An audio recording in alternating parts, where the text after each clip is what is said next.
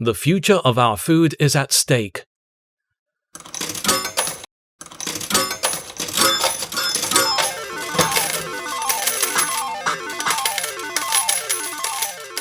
The Common Agricultural Policy is one of the European Union's key policies, using nearly 40% of the EU's budget paid for by European citizens.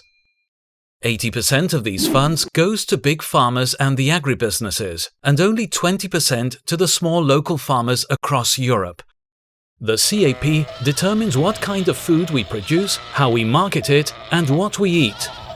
The discussion about a major reform of the CAP is happening right now and will last until the end of 2013. The reforms will be implemented in the period 2014-2020.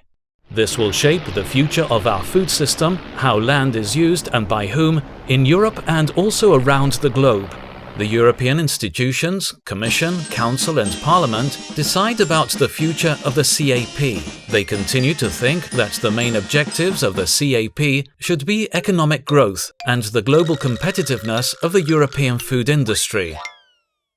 Its priority is to ensure that European food companies can produce food products cheaply enough to sell them in global markets. It is putting this interest ahead of providing all people in Europe with healthily produced food and considering the well-being of the planet.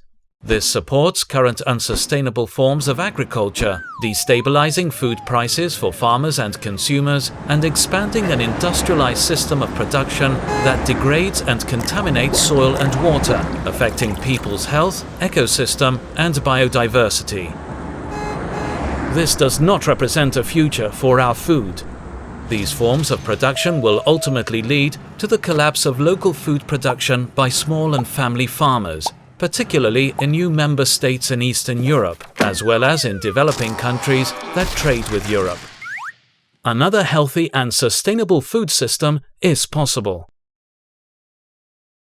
But another food system is possible, based on the right of farmers and consumers to decide for themselves what food system they want.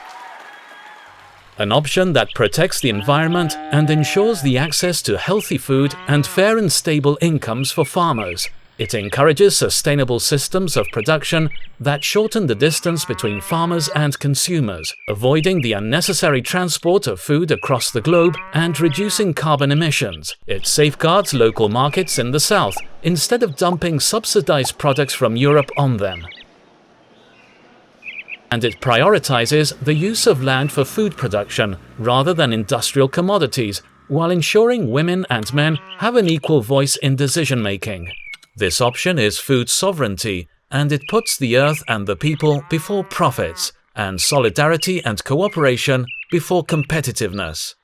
Changing the CAP is key in order to achieve food sovereignty. Millions of people and many organizations in Europe are already working towards a CAP based on food sovereignty. You too can engage in this transformation. Get involved in the process. Our food and our future are at stake.